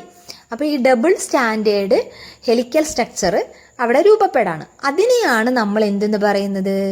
ഡി എൻ എ എന്ന് പറയുന്നത്. അപ്പോൾ ഡി എൻ എയുടെ സ്ട്രക്ചറൽ യൂണിറ്റ് ആണ് ആര്? ന്യൂക്ലിയോടൈഡ്. ഈ ന്യൂക്ലിയോടൈഡുകൾ ഇടയ്ക്കിടയ്ക്ക് വെച്ചപ്പോഴല്ലേ നമ്മൾക്ക് ഡി എൻ എ ഉണ്ടായത്. ഈ ഡി എൻ എ എന്ത് ചെയ്യും? പ്രോട്ടീൻ അല്ലെ? എന്താണ്? Histone പ്രോട്ടീൻസുമായിട്ട് components ഉണ്ടായിട്ടാണ് എന്തുണ്ടാവുന്നത്? ചുറ്റിയിട്ടാണ് എന്തുണ്ടാവുന്നത്? ചുറ്റുമ്പോഴാണ് അതിനെ നമ്മൾ എന്താ പറയുക? ന്യൂക്ലിയോസോം. എന്നിട്ട് ഈ ന്യൂക്ലിയോസോമുകൾ പിന്നെയും ഇടയ്ക്കിടയ്ക്ക് വെക്കുമ്പോഴാണ് നമ്മൾക്ക് എന്താവുന്നത്? ക്രോമസോം ആവുന്നത്. സിമ്പിളല്ലേ? മനസ്സിലായില്ലേ? ഡി എൻ എയുടെ സ്ട്രക്ചറൽ യൂണിറ്റ് ആണ് ന്യൂക്ലിയോടൈഡ്. ഈ ന്യൂക്ലിയോടൈഡുകൾ ഇടയ്ക്കിടയ്ക്ക് വെച്ചാൽ ആരായി? D N A. ഈ ഡി എൻ എ ഹിസ്റ്റോൺ പ്രോട്ടീനുമായിട്ട് ചുറ്റുമ്പോഴാരുണ്ടാവും? ന്യൂക്ലിയോസോം ഉണ്ടാവും. ഈ ന്യൂക്ലിയോസോമുകൾ ഇടയ്ക്കിടയ്ക്ക് വെച്ച് വന്നു കഴിഞ്ഞാൽ എന്തായി? നമ്മുടെ ക്രോമസോമായി. മനസ്സിലായില്ലേ? നമ്മൾ ക്രോമസോം, ഡി എൻ എ ഇതൊക്കെ എന്താന്ന് പഠിച്ചു. ക്രോമസോമിൽ എന്തൊക്കെയാണുള്ളത്? ഡി എൻ എയും ഹിസ്റ്റോൺ പ്രോട്ടീൻസ് ആണുള്ളത്. ഡി എൻ എയിൽ എന്താണുള്ളത്? ഡി എൻ എയുടെ സ്ട്രക്ചറൽ യൂണിറ്റ് ആണ് എന്ത്? ന്യൂക്ലിയോടൈഡ്. ഓക്കെ. അപ്പോൾ അടുത്തൊരു പേരാണ് എന്ത്? RNA. RNA നമുക്കറിയാം അല്ലേ? RNA നോക്കിയാൽ ഡി എൻ എ പോലെയാണോ? അല്ല. RNAക്ക് എന്തുള്ളൂ? സിംഗിൾ സ്റ്റാൻഡേർഡ് ഉള്ളൂ. എന്താണ്? സിംഗിൾ സ്റ്റാൻഡേർഡ് ആണ്, ഒറ്റ ലെയർ ഉള്ളു അല്ലേ? പിന്നെയോ RNAയിലും എന്തുണ്ട്? നൈട്രജൻ ബേസ് ഉണ്ട്. ഏതൊക്കെ നൈട്രജൻ ബേസ് ആണ് RNAയ്ക്ക് ഉള്ളത്? Uracil, guanine, cytosine, adenine. ഒന്നും കൂടിയും പറയാം. Uracil, adenine, guanine, cytosine. അപ്പൊ പെയറിങ് വരാം. അഡിനിൻ ഉള്ളിടത്ത് ഇവിടെ RNA ആണെങ്കിൽ എന്തായിരിക്കും? യുറാസിലായിരിക്കും ചെന്ന് പെയർ ചെയ്യുക. കാരണം DNA എന്താണ്? അഡിനിൻ ആരായിട്ടാണ് പെയർ ചെയ്യാം? തൈമിനായിട്ടാണ് പെയർ ചെയ്യുക. ഇവിടെയോ RNAയിൽ ഇവിടെ പെയറിങ് നടക്കില്ല. RNAയ്ക്ക് പെയർ ഇല്ല. പക്ഷെ RNA ഡെവലപ്പ് ചെയ്യുമ്പോൾ അഡിനിൻ DNA ബേസിൽ വരുമ്പോൾ അവിടെ അതിന് ഓപ്പോസിറ്റ് ആയിട്ട് എന്ത് വരുള്ളൂ? യുറാസിൽ വരുള്ളൂ. അത് മെസ്സഞ്ചർ RNA ഡെവലപ്പ് ചെയ്യുന്ന സമയത്ത് പറഞ്ഞുതരാം. അപ്പോൾ ഇത്തിരി കൂടി വ്യക്തമാവുള്ളൂ. ഇപ്പം നിങ്ങൾ ഇങ്ങനെ മനസ്സിലാക്കാം. DNA ഡബിൾ സ്റ്റാൻഡേർഡ് ആണ്. അതിനെന്താണ്? പെയറിങ് അവിടെ ഉണ്ട്. ആ പെയറുകൾ എന്താണ്? അഡിനിൻ തൈമിനായിട്ടാണ് പെയർ ചെയ്യുക. ഗ്വാനിൻ സൈറ്റോസിൻ ആയിട്ടാണ് പെയർ ചെയ്യുക. ഇവിടെ RNAയിലേക്ക് എത്തുമ്പോൾ എന്താണ്? RNAയിൽ ആരില്ല? തൈമിൻ ഇല്ല. നൈട്രജൻ ബേസ് തൈമിൻ എന്ന് പറഞ്ഞാൽ നൈട്രജൻ ബേസ് ഇല്ല. പകരം ആരാണുള്ളത്? യുറാസിൽ ആണ്. പകരം ആരാണുള്ളത്? യുറാസിൽ ആണ്. സിംഗിൾ സ്റ്റാൻഡേർഡ് ആണ്. ഓക്കെ, അത്രയും കാര്യങ്ങൾ മനസ്സിലായില്ലേ? നമ്മുടെ ന്യൂക്ലിയസിൻ്റെ ഉള്ളിൽ ആരാ ഉള്ളത്? ക്രോമസോം അല്ലെ? ക്രോമസോമിന്റെ മേജർ കമ്പോണൻസ് ഏതൊക്കെയാണ്? DNA-യും ഹിസ്റ്റോൺ പ്രോട്ടീൻസും ആണ് അല്ലെ? ഈ DNA എവിടെയാണ് അപ്പോൾ ഉള്ളത്? ന്യൂക്ലിയസിന്റെ ഉള്ളിലാണ് അല്ലെ? DNA എങ്ങനെയാണ്? ഡബിൾ സ്റ്റാൻഡേർഡ് ആണ്. കണ്ടില്ലേ മോളിൽ കാണുന്ന ഒരു DNA, ഒരു എക്സാമ്പിൾ ആയിട്ട് കൊടുത്തിരിക്കുന്ന DNA ആണ്. ഈ DNA-യിൽ നിന്നാണ് ആരുണ്ടാവുന്നത്? നമ്മളുടെ RNA ഉണ്ടാവുന്നത്. RNA പ്രധാനമായിട്ടും 3 തരത്തിലുള്ള RNA ആണുള്ളത്. mRNA, tRNA, rRNA. Messenger RNA, transfer RNA, പിന്നെയോ റൈബോസോമൽ RNA. mRNA എന്ന് പറഞ്ഞാൽ എന്താണ്? മെസ്സേജ് അല്ലെ? അപ്പൊ mRNA, പിന്നെയോ tRNA എന്ന് വെച്ചാൽ ട്രാൻസ്ഫർ RNA, പിന്നെയോ rRNA എന്ന് പറയുമ്പോൾ റൈബോസോമൽ RNA. 3 തരത്തിലുള്ള RNA: mRNA, tRNA, rRNA. Okay, മനസ്സിലായി? ഇത് എവിടെ നിന്നാണ് ഉണ്ടാവണേ? ഈ 3 തരത്തിലുള്ള RNAയും ഉണ്ടാവുന്നത് ശരിക്കും DNA-യിൽ നിന്ന് തന്നെയാണ്. mRNAയും tRNAയും rRNAയും ഡെവലപ്പ് ചെയ്യുന്നത് എവിടെ തന്നെയാണ്? നമ്മുടെ DNA-യിൽ നിന്ന് തന്നെയാണ്. ഇതിൽ rRNA എവിടെയാ കാണപ്പെടുക? ഈ റൈബോസോമിലാണ് കാണപ്പെടുക. ഓക്കെ, അതാണ് റൈബോസോമൽ RNA എന്ന് പറയുന്നത്. റൈബോസോമിൽ നിന്നാണ് ഈ rRNA ഡെവലപ്പ് ചെയ്ത് വരുന്നത്. റൈബോസോമിലെ DNA-യിൽ നിന്നാണ് ഈ 3 RNAകൾ ഉണ്ടാകുന്നത്. മനസ്സിലായോ? റൈബോസോമിലുള്ള DNA-യിൽ നിന്നാണ് rRNA ഡെവലപ്പ് ചെയ്ത് വരുന്നത്. നമ്മൾക്ക് 3 തരത്തിലുള്ള RNAകൾ ഉണ്ട്: mRNA, tRNA, rRNA. ഇതിൽ mRNA നമ്മളെ ന്യൂക്ലിയസിൻ്റെ ഉള്ളിൽ എങ്ങനെ ഡെവലപ്പ് ചെയ്യുന്നു എന്ന് നമുക്കൊന്ന് നോക്കാം. ഈ ന്യൂക്ലിയസിൻ്റെ ഉള്ളിൽ ആരുണ്ട്? നമുക്കറിയാം DNA ഉണ്ട് അല്ലേ? ഈ DNA ഡബിൾ സ്റ്റാൻഡേർഡ് ആണ്. അതിൽ ജീൻ എന്ന് പറഞ്ഞാൽ അറിയില്ലേ? നമ്മളുടെ പ്രോട്ടീൻസ്, നമുക്ക് ആവശ്യത്തിനുള്ള എന്തൊക്കെ നമ്മുടെ മെറ്റാബോളിസം, നമ്മുടെ ഫിസിക്കൽ ക്യാരക്ടേഴ്സ്, ഇതെല്ലാം കൺട്രോൾ ചെയ്യുന്നത് ആരാണ്? നമ്മുടെ ക്രോമസോംസ് ആണെന്നൊക്കെ നമുക്കറിയാം. ഈ ക്രോമസോമിൽ ആരാണ്? DNA-യിൽ ആരാണ്? ജീനാണ് അല്ലേ? നമുക്ക് സിംപിളി പറയാം ജീനാണ്. അപ്പൊ DNA-യിൽ ഒരു ഇത്ര സീക്വൻസ് ഓഫ് ന്യൂക്ലിയോടൈഡ്സുകൾ, ന്യൂക്ലിയോടൈഡ് എന്ന് പറഞ്ഞപ്പോൾ അറിയാമല്ലോ എന്താണെന്നുള്ളത് അല്ലേ? ന്യൂക്ലിയോടൈഡുകൾ നമ്മളുടെ DNA-യുടെ സ്ട്രക്ചറൽ യൂണിറ്റ് ആണ് അല്ലേ? കുറേ ന്യൂക്ലിയോടൈഡുകൾ ഇങ്ങനെ കുറേ അടക്കി വയ്ക്കുമ്പോഴാണ് നമുക്ക് അതിനെന്തെന്ന് പറയുക? DNA എന്ന് പറയുന്നത്. അപ്പം ആ DNA-യിൽ ഒരു നിശ്ചിത അളവിലുള്ള ന്യൂക്ലിയോടൈഡുകളെ നമ്മളെ എണ്ണത്തിന് നമുക്ക് എന്തെന്ന് പറയാൻ പറ്റും? ജീൻ എന്ന് പറയും. ഓക്കെ, ഈ ജീനുകൾ അതിൻ്റെ ആവശ്യാനുസരണം അതിന് എത്രത്തോളം എങ്ങനെയുള്ള പ്രോട്ടീൻസ് ആണോ നമുക്ക് വേണ്ടത്, അങ്ങനെയുള്ള പ്രോട്ടീൻസിനെ എന്ത് ചെയ്യാണ്? നിർമ്മിക്കും. ആര്? നമ്മളുടെ ജീൻ. അതെങ്ങനെയാണ് നിർമ്മിക്കണേന്ന് പറഞ്ഞുതരാം. എനിക്ക് നമ്മളുടെ മുകളിൽ കൊടുത്തിട്ടുള്ളത് എന്താണ്? DNA ആണ്. DNA-യുടെ ഡബിൾ സ്റ്റാൻഡേർഡ് കാണാം അല്ലേ? അതിൽ ഒരു ഇത്രയും ഭാഗത്തിയപ്പോൾ എന്ത് ചെയ്ത് അവിടുത്തെ ഡബിൾ സ്റ്റാൻഡ് എന്തായി? ലൂസായി, മുറിഞ്ഞു പോയതല്ല കേട്ടോ. ഈ ചിത്രത്തിൽ അങ്ങനെ നമുക്ക് ഫീൽ ചെയ്യാനാണ്. മുറിഞ്ഞു പോയതല്ല. അതെന്ത് ചെയ്യാണ്? ഈ നൈട്രജൻ ബേസുകൾ തമ്മിൽ അങ്ങോട്ട് ബോണ്ടായിട്ടാണ് ഈ കോണിപ്പൊടി പോലെ വന്നിട്ടുള്ളത് അല്ലേ? ഈ ഒരു ഭാഗത്തെ കണ്ട ഈ ഒരു യെല്ലോ കളറിൽ മുകളിൽ കൊടുത്തിട്ടുള്ള ആ ഒരു ഭാഗം എന്താണ്? ഒരു ജീനാണ്. ആ ജീനിന്റെ ഭാഗത്ത് അതൊരു പ്രത്യേക തരം പ്രോട്ടീൻ നമ്മളെ മെറ്റബോളിസത്തിനോ മറ്റെന്തെങ്കിലും കാര്യത്തിന് നമ്മുടെ ജീനിൽ നിന്നാണ് നമുക്ക് വേണ്ട എന്തുണ്ടാവുന്നത്, പ്രോട്ടീൻസ് ഉണ്ടാക്കാൻ വേണ്ടിയിട്ടുള്ള മെസ്സേജുകൾ ജീനാണ് കൊടുക്കുന്നത്. നമ്മുടെ ശരീരത്തിലെ മെറ്റബോളിസം അല്ലെങ്കിൽ മറ്റു പല കാര്യങ്ങൾക്കും വേണ്ട പ്രവൃത്തികൾക്ക് ആവശ്യമായ നമ്മുടെ സ്വഭാവം, നമ്മുടെ നിറം, ഇതൊക്കെ കൺട്രോൾ ചെയ്യുന്നത് ആരാണ്? നമ്മുടെ ജീനാണ് അല്ലേ. അപ്പൊ അതിന് എന്തോരം പ്രോട്ടീൻസ് വേണം, എത്ര അളവിലുള്ള പ്രോട്ടീൻസ് വേണം, ഏത് തരത്തിലുള്ള പ്രോട്ടീൻസ് വേണം, എന്തൊക്കെ നമ്മുടെ ശരീരം റിലീസ് ചെയ്യണം എന്നൊക്കെ തീരുമാനിക്കുന്നത് ആരാണെന്ന് നമുക്കറിയാം? നമ്മുടെ ക്രോമസോം അല്ലെ, നമ്മുടെ ജീനാണെന്ന് നമുക്കറിയാം. അപ്പൊ ആ ഒരു ജീൻ കണ്ട, ഈ DNA ഒരു പ്രത്യേക ഭാഗം, പ്രത്യേക തരത്തിലുള്ള സീക്വൻസുകൾ, ആ ഒരു ഭാഗത്തെയാണ് നമ്മളൊരു ജീൻ എന്ന് പറയാം. ആ ഒരു ജീനിന്റെ ഭാഗത്ത് ആ ഒരു ഭാഗം എന്ത് തരത്തിലുള്ള പ്രോട്ടീൻ ആണോ, എത്രത്തോളം അളവിലുള്ള പ്രോട്ടീൻ ആണോ നിർമ്മിക്കേണ്ടതെന്ന് ആ ജീനാണ് തീരുമാനിക്കാം.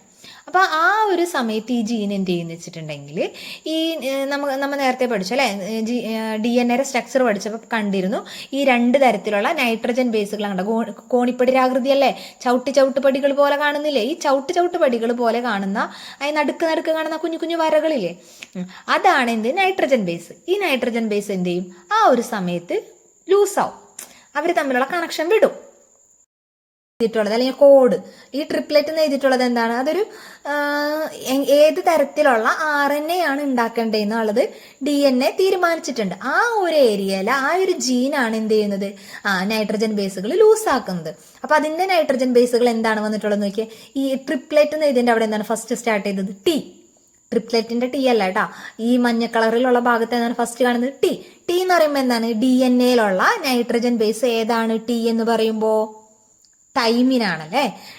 പക്ഷെ നമുക്ക് ഈ തൈമിൻ ആരായിട്ടാണ് പെയർ ചെയ്യാന്ന് നമുക്കറിയാം? അഡിനിനായിട്ടാണ് പെയർ ചെയ്യുക. അഡിനിൻ എന്ന് പറഞ്ഞത് ആർക്കുണ്ട്? നമ്മളുടെ RNA-യിൽ അഡിനിൻ ഉണ്ട്. അഡിനിൻ എന്ന് പറഞ്ഞ ബേസ് ഉണ്ട്. അപ്പൊ RNA-യിൽ അവിടെ A വന്നു. താഴത്താണ് കോഡ് എന്നുള്ളതാണ് A. ഓക്കെ, കോഡ് എന്നുള്ളടത്ത് കണ്ട ഫസ്റ്റ് A. കോഡ് എന്ന് കാണുന്ന ഭാഗമാണെന്ന് നീല കളറിൽ കാണാണ് ആര്? RNA. മോളിൽ കാണുന്ന ആര്? DNA. ഇനി അടുത്തത് എന്ത് വന്നു? മുകളിലേക്ക് നോക്കിയേ, മഞ്ഞ ഭാഗത്ത് A ഉണ്ട്. A എന്ന് പറയുന്നത് ആരാണ്? അഡിനിനാണ്. അഡിനിന്റെ പേര് DNA-യിൽ ആർക്കാണ്? തൈമിനാണ്. പക്ഷെ നമ്മുടെ RNA-യിൽ ആരില്ല? തൈമിനില്ല. അപ്പൊ RNA-യിൽ തൈമിന് പകരം ആരാണുള്ളത്? യുറാസിൽ ആണ് അല്ലെ, യുറാസിൽ ആണ്. അപ്പൊ അവിടെ നമുക്ക് എന്ത് വരുള്ളൂ? യു വരുള്ളൂ. എക്ക് താഴെ അപ്പൊ എന്ത് വരുള്ളൂ? പെയർ ചെയ്യണത് കോഡ് എന്താണ്? യു ആണ്. ഇനി സി എന്താണ്? സൈറ്റോസിൻ ആണ്. സൈറ്റോസിൻ RNA ആണെങ്കിലും DNA ആണെങ്കിലും സെയിം ആണെന്ന് ഗ്വാനിൻ വന്നു. പിന്നെ സൈറ്റോസിൻ ആര് വന്നു? ഗ്വാനിൻ വന്നു. അഡിനിൻ വന്നു. ആര് വന്നു? യുറാസിൽ വന്നു. അങ്ങനെയാണ് നൈട്രജൻ ബേസ് പെയർ ചെയ്ത് പോകുന്നത്.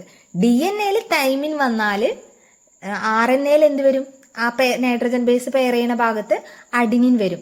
പക്ഷെ DNA-യിൽ, അതായത് മുകളിൽ A വന്നു കഴിഞ്ഞാൽ അടിയിൽ എന്തില്ല? ഒരിടത്തും T കാണാൻ പറ്റില്ല താഴത്ത് അല്ലെ. അവിടെ പകരം എന്താണ് വരാ? യു ആണ് വരാ. യുറാസിലാണ്. RNA-ക്ക് യുറാസിൽ മാത്രമേ ഉള്ളൂ. അതെന്താ? അതായത് മുകളിൽ നിന്നുള്ളൊരു ഇൻഫർമേഷൻ അല്ലെ, അത് കോഡുകളാണ് ഈ വന്നിരിക്കുന്നത്, താഴത്ത് കൊടുത്തൊരു കോഡുകൾ. അത് ഇതെന്താണ്? RNA ആണ്. താഴെ ആരാണ്? RNA ആണ്. ഇപ്പൊ ഈ RNA ഇവിടെ എന്തുണ്ടാക്കി? DNA ഇവിടെ എന്ത് താഴത്തേക്ക് ആരെ കൊടുത്തിട്ടുണ്ട്? ഒരു മെസ്സഞ്ചർ RNA. ഈ കോഡുകൾ വെച്ചുകൊണ്ട് ഇവര് എന്ത് ചെയ്യാണ്? ഒരു പ്രോട്ടീൻ നിർമ്മിക്കാൻ വേണ്ടി പോവാണ്. ഓക്കെ, ഈ RNA ആണ് നമ്മൾ എന്തെന്ന് പറയാം? മെസ്സഞ്ചർ RNA എന്ന് പറയുന്നത്. DNA-യിൽ നിന്നും ആരുണ്ടാവാണ്? ന്യൂക്ലിയസിന്റെ ഉള്ളിൽ മെസ്സഞ്ചർ RNA ഉണ്ടാവാണ്.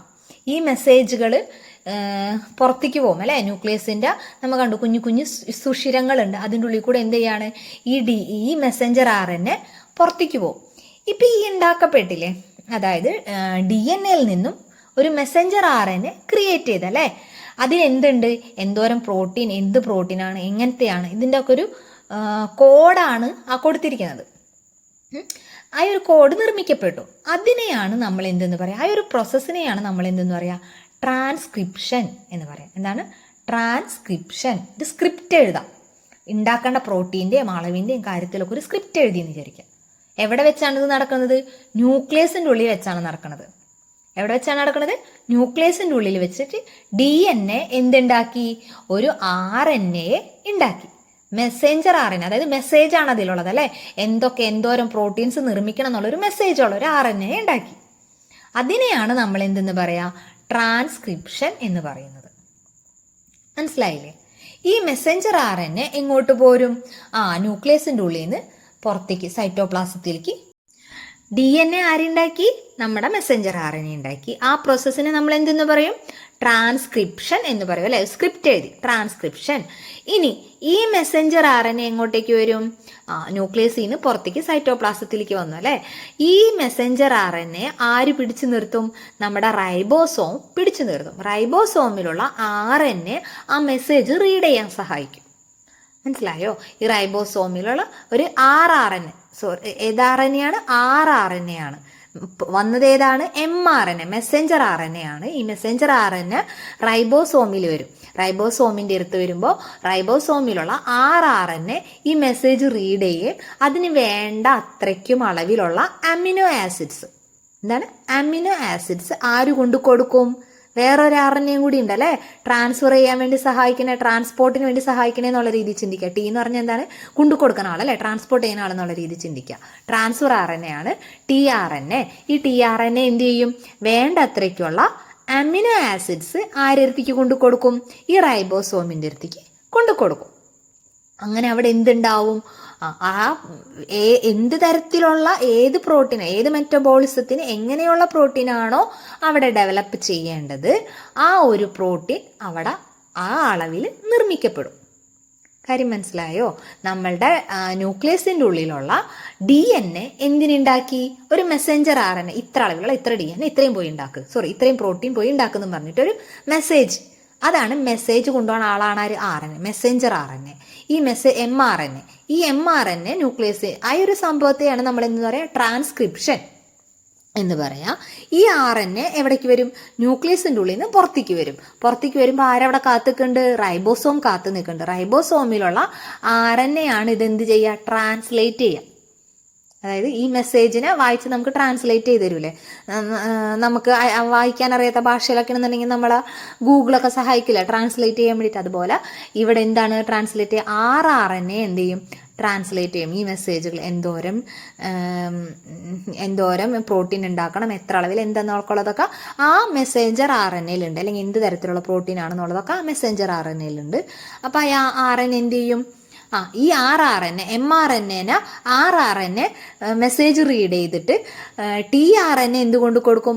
ആവശ്യത്തിനുള്ള അമിനോ ആസിഡ്സ് കൊണ്ടു കൊടുത്തിട്ട് ഈ അമിനോ ആസിഡ്സ് എല്ലാം കൂടി എന്ത് ചെയ്ത് ഫ്യൂഷൻ നടന്നിട്ട് അവിടെ ആര് ഉണ്ടാക്കപ്പെടും? പ്രോട്ടീൻസ് ഉണ്ടാക്കപ്പെടും. മനസ്സിലായില്ലേ? ആ ഒരു പ്രോസസ്സിനെയാണ് നമ്മൾ എന്തെന്ന് പറയുക? ട്രാൻസ്ലേറ്റ് ചെയ്തില്ലേ? അപ്പം അതിനെന്തെന്ന് പറയും? ട്രാൻസ്ലേഷൻ. ട്രാൻസ്ക്രിപ്ഷൻ എന്ന് പറഞ്ഞാൽ എന്താണ്? മെസ്സഞ്ചർ RNA ഡെവലപ്പ് ചെയ്യുന്നതാണ്. ഈ മെസ്സഞ്ചർ RNA റൈബോസോമായിട്ട് കൂടിച്ചേർന്നിട്ട് എന്താണ്? പ്രോട്ടീൻ ഉണ്ടാക്കും. ഈ പ്രോട്ടീൻ ഉണ്ടാകുന്ന ആ ഒരു പ്രവർത്തനമാണ് എന്ത്? ട്രാൻസ്ലേഷൻ. അവിടെ ട്രാൻസ്ലേറ്റ് ചെയ്തപ്പെട്ടു എന്ന് വിചാരിച്ചാൽ മതി. മെസ്സേജ് ട്രാൻസ്ലേറ്റ് ചെയ്തപ്പെട്ടില്ലേ? അപ്പം അങ്ങനെ ചിന്തിക്കുക. അപ്പം ആ പ്രോസസ്സിനെ നമ്മൾ എന്തെന്ന് പറയാം? ട്രാൻസ്ലേഷൻ. മനസ്സിലായോ? നമ്മൾ ഈ ചാപ്റ്ററിൽ നിന്ന് എന്തൊക്കെയാണ് പഠിച്ചേ? നമുക്കറിയാം സെല്ലിൻ്റെ ഉള്ളിൽ ന്യൂക്ലിയസ് ഉണ്ട്. ന്യൂക്ലിയസിൻ്റെ ഉള്ളിലാണ് ആരിയിരിക്കുന്നത്? ക്രോമസോം ഇരിക്കുന്നത്. ഈ ക്രോമസോം സെൽ ഡിവിഷൻ്റെ സമയത്താണ് കാണുക. അല്ലാത്തപ്പോഴെന്തായിരിക്കും? ഇത് ലൂസായിട്ട് അല്ലേ, ലൂസായിട്ട് ഇങ്ങനെ ഒരു നൂലുകെട്ട് പോലെ കിടക്കുകയാണ്. അപ്പം നമ്മൾ അതിൻ്റെ ആ ഒരു നൂലിഴയെ നമ്മൾ എന്തെന്ന് പറയും? ക്രൊമാറ്റിൻ എന്നാണ് പറയുക. ഈ ക്രൊമാറ്റിൻ ടൈറ്റ്ലി പാക്ക് ചെയ്തിട്ടാണ് ആരായി മാറുന്നത്?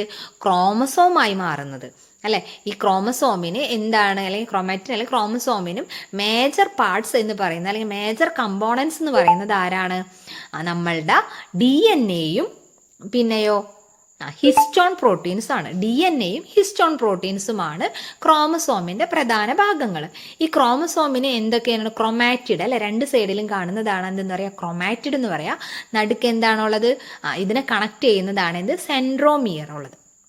ഇനി DNA എന്ന് പറയുന്നത് എന്താണ്? സ്പൈറൽ ഡബിൾ സ്റ്റാൻഡേർഡ് സ്ട്രക്ചറാണ്. സ്പൈറൽ ഡബിൾ സ്റ്റാൻഡേർഡ് സ്ട്രക്ചറാണ് DNA-ക്കുള്ളത്. DNA-യുടെ യൂണിറ്റ്സ് എന്താണ്? ന്യൂക്ലിയോടൈഡാണ്. ന്യൂക്ലിയോടൈഡുകൾ അടക്കി വെച്ചിട്ടാണ് ആരുണ്ടായിട്ടുള്ളത്? നമ്മളുടെ DNA ഉണ്ടായിട്ടുള്ളത്. ഈ ന്യൂക്ലിയോടൈഡുകൾ എന്ന് പറയുന്നത് എന്തൊക്കെയാണ് അതിനുള്ളത്? ഒരു ഫോസ്ഫേറ്റ്, പിന്നെയോ ഷുഗർ ഉണ്ട്, പിന്നെ നൈട്രജൻ ബേസ് ഉണ്ട്. DNA-യുടെ സ്ട്രക്ചറിൽ എന്തൊക്കെയാണ് വരുന്നത്? ഡിയോക്സി റൈബോസ് ഷുഗറാണ്. ഡി എൻ എയിലുള്ള ഷുഗറാണ് എന്ത്? ഡിയോക്സി റൈബോസ് ഷുഗർ ആണുള്ളത്. പിന്നെന്താണ്? ഫോസ്ഫേറ്റ് ഉണ്ട്. പിന്നെയോ പെയർ ചെയ്യുന്നത് നൈട്രജൻ ബേസ് ആണ്. 4 തരത്തിലുള്ള നൈട്രജൻ ബേസുകളാണ് ഡി എൻ എയിലുള്ളത്. ഏതൊക്കെയാണ്? അഡിനിൻ ആരായിട്ടാണ് പെയർ ചെയ്യുന്നത്? തൈമിനായിട്ടാണ്. ഗ്വാനിൻ ആരായിട്ടാണ് പെയർ ചെയ്യുന്നത്? സൈറ്റോസിനായിട്ടാണ്. അങ്ങനെ 4 നൈട്രജൻ ബേസുകളാണ് ആരിലുള്ളത്? നമ്മളുടെ ഡി എൻ എയിലുള്ളത്. ഇനി RNA, ഈ ഒരു യൂണിറ്റിനെയാണ് നമ്മൾ എന്തെന്ന് പറയുന്നത്? ന്യൂക്ലിയോടൈഡ് എന്ന് പറയുന്നത് അല്ലേ. ന്യൂക്ലിയോടൈഡുകൾ ഇടയ്ക്കിടയ്ക്ക് വെച്ച് കഴിഞ്ഞാൽ DNA ആയി. DNA നമ്മുടെ ഹിസ്റ്റോൺ പ്രോട്ടീൻസ് അല്ലെ, ഹിസ്റ്റോൺ ഒക്ടാമർ 8 എണ്ണം വരും. അതുകൊണ്ടാണ് അതിനെ ഹിസ്റ്റോൺ ഒക്ടാമർ എന്ന് പറയാം. അതുമല്ല ഇങ്ങനെ 2 ചുറ്റുമ്പോൾ 1.5 ചുറ്റുമ്പോൾ അതിനെ നമ്മൾ എന്തെന്ന് പറയും? ന്യൂക്ലിയോസോം എന്ന് പറയും. ന്യൂക്ലിയോസോമുകൾ ഇടയ്ക്കിടയ്ക്ക് വെച്ചിട്ടാണ് ആരുണ്ടായത്? ക്രോമസോം ഉണ്ടായിട്ടുള്ളത്. ഓക്കെ, ഇനി എന്താണുള്ളത്? RNA. ഈ ചിത്രത്തിൽ ഒരു കുട്ടി സംശയം ചോദിക്കുന്നുണ്ട്. ഈ DNA ഇഴകളെല്ലാം കൂടി ഇങ്ങനെ നീർത്തി വെച്ച് കഴിഞ്ഞാൽ എന്താണ്? നമ്മുടെ ഈ ഭൂമി, അതായത് നമ്മുടെ ശരീരത്തിലുള്ള മൊത്തം DNAകൾ ഇങ്ങനെ നീർത്തി വെച്ച് കഴിഞ്ഞാൽ നമ്മുടെ ഭൂമിയെ ഒരുപാട് തവണ ചുറ്റുവാനുള്ള അത്രയ്ക്ക് നീളം ഈ DNA ഉണ്ട്. എന്നിട്ടും നമുക്ക് എന്തുകൊണ്ടായിരിക്കും ഇതിനെ കണ്ണുകൊണ്ട് കാണാൻ പറ്റാത്തത്? നീളം മാത്രം മതിയോ അല്ലേ? അത് ന്യൂക്ലിയസ് തന്നെ നമുക്ക് കാണാൻ പറ്റത്തില്ല. നമ്മുടെ കോശങ്ങൾ തന്നെ നമുക്ക് നമ്മുടെ കണ്ണുകൊണ്ട് കാണാൻ പറ്റത്തില്ല. അതിൻ്റെ ഉള്ളിലാണ് ആരിയിരിക്കുന്നത്? ഈ DNA ഇരിക്കുന്നത്. ഈ DNA ആണെങ്കിൽ ഇത്രയും നീളമുണ്ടെന്ന് പറയുന്നത്. പക്ഷെ എന്നിട്ടും അതിനെ കാണാൻ പറ്റാത്ത എന്തുകൊണ്ടാ? അതിൻ്റെ വീതി വളരെ ചെറുതാണ് അല്ലേ. അതിന് വീതി വളരെ ചെറുതാണ്. അപ്പം അതിനെ നമുക്ക് എന്ത് ചെയ്യാൻ പറ്റില്ല? കണ്ണുകൊണ്ട് കാണാൻ പറ്റത്തില്ല. അത്രയും നീളമുള്ള സാധനത്തിനെയാണ് ചുരുട്ടി നമ്മുടെ ന്യൂക്ലിയസിൻ്റെ ഉള്ളിൽ വെച്ചിട്ടുള്ളത്. ഓക്കെ, ഇനി നമ്മുടെ മനുഷ്യ ശരീരത്തിൽ എത്ര ക്രോമസോം ഉണ്ട്? 46 എണ്ണം ക്രോമസോം ഉണ്ട്. അതായത് 23 പെയർ, 46 എണ്ണം ക്രോമസോംസ് ഉണ്ട്. അതിൽ 22 പെയർ, അതായത് 44 ക്രോമസോമുകളും എന്താണ്? സൊമാറ്റിക് ക്രോമസോംസുകളാണ്. എന്തായാലും പറയാം? സൊമാറ്റിക് ക്രോമസോംസ് എന്നാണ് പറയാം. ഇനി ബാക്കിയുള്ള 2 എണ്ണോ? അതാണ് നമ്മുടെ സെക്സ് ക്രോമസോംസ്. സെക്സ് ക്രോമസോം എന്ന് പറയുമ്പോൾ തന്നെ അറിയാം അല്ലേ, നമ്മളുടെ സെക്സ് ഡിറ്റർമിൻ ചെയ്യാനായിട്ട്, അതായത് നമ്മൾ ആൺകുട്ടിയാണോ പെൺകുട്ടിയാണോ എന്ന് ഡിറ്റർമിൻ ചെയ്യുന്ന ക്രോമസോംസുകളാണ് എന്ത്? സെക്സ് ക്രോമസോംസ് എന്ന് പറയുന്നത്. സൊമാറ്റിക് ക്രോമസോംസ് എന്താണ് കൺട്രോൾ ചെയ്യുന്നത്? നമ്മളുടെ ഫിസിക്കൽ ക്യാരക്ടറിസ്റ്റിക്സ് ആണ് സൊമാറ്റിക് ക്രോമസോംസുകൾ കൺട്രോൾ ചെയ്യുന്നത്. നമ്മളുടെ ശാരീരിക സവിശേഷതകളാണ് അത് കൺട്രോൾ ചെയ്യുന്നത്. മനസ്സിലായില്ലേ? സെക്സ് ക്രോമസോംസ് എത്ര എണ്ണം ഉണ്ട്? 2 എണ്ണം ഉണ്ട്. അത് ഏതൊക്കെയാണ്? ഒന്ന് എക്സും ഒന്ന് വൈയും ആണ്. ഏതാണ്? ഒന്ന് എക്സ്, മറ്റൊന്നിനെ പറയുന്ന പേരാണെന്ത്? Y chromosome. കണ്ടോ, ഓരോന്നും പെയറുകളായിട്ടിരിക്കുകയാണ്. കണ്ടോ, 22 പെയറുണ്ട്. മറ്റേ ബോക്സിലോ 2 പെയറുകൾ ഇരിക്കുന്നുണ്ട് അല്ലേ. അത് ഒന്നുകിൽ എക്സും വൈയും ഉണ്ടാവുള്ളൂ, അല്ലെങ്കിൽ എക്സും ഉണ്ടാവുള്ളൂ കേട്ടോ. 2 കൂടി ഉണ്ടാവില്ല. എക്സും വൈയും എക്സും കൂടി ഉണ്ടാവില്ല നമ്മുടെ ശരീരത്തിൽ. ഒന്നുകിൽ എക്സും വൈയും അല്ലെങ്കിൽ എക്സും. അപ്പോൾ എക്സും വൈയും വന്നാൽ ആരാണ്? ആൺകുട്ടിയായിരിക്കും അല്ലേ, ആണായിരിക്കും. എക്സും വൈയും വരുമ്പോൾ അതാരായിരിക്കും? ആണായിരിക്കും. എക്സും വന്നാൽ ആരായിരിക്കും? അത് പെണ്ണായിരിക്കും. മനസ്സിലായില്ലേ? അപ്പോൾ ദേ ഇവിടെ ഒരു ചോദ്യമൊക്കെ വന്നിട്ടുണ്ട്. ആണായതുകൊണ്ടോ പെണ്ണായതുകൊണ്ടോ ക്രോമസോമിൻ്റെ എണ്ണത്തിൽ ഒന്നും വ്യത്യാസം വരില്ല. എന്തായിരിക്കും? 46 എണ്ണം തന്നെയായിരിക്കും ആണിൻ്റെ ആയാലും പെണ്ണിൻ്റെ ആയാലും ക്രോമസോമുകളുടെ എണ്ണം വരാം. പിന്നെയോ ആകെ വ്യത്യാസം വരുന്നത് എന്തായിരിക്കും? സെക്സ് ക്രോമസോമിൻ്റെ അവിടെ പെണ്ണിൻ്റെ ക്രോമസോം, അതായത് ഫീമെയിലിന് എന്തായിരിക്കും? എക്സ് ആയിരിക്കും. മെയിലിന് എന്തായിരിക്കും? XY ആയിരിക്കും. ഓക്കെ, ആണിന് XY എന്നുള്ള ക്രോമസോം ആയിരിക്കും. ഫീമെയിലിന് പെണ്ണിന് എന്തായിരിക്കും? X എന്നുള്ള ക്രോമസോം ആയിരിക്കും. ആ ഒരു വ്യത്യാസം മാത്രമേ ഉള്ളൂ. പിന്നെ നമ്മൾ പഠിച്ചെന്താണ്? RNA എന്താണ്? സിംഗിൾ സ്റ്റാൻഡാണ്. അതിനും എന്തുണ്ട്? നൈട്രജൻ ബേസ് ഉണ്ട്. നൈട്രജൻ ബേസ് ഏതൊക്കെയാണ് വരുന്നത്? അഡിനിനും യുറാസിലാണ് അല്ലേ. തൈമിൻ വരൂല, യുറാസിലായിരിക്കും.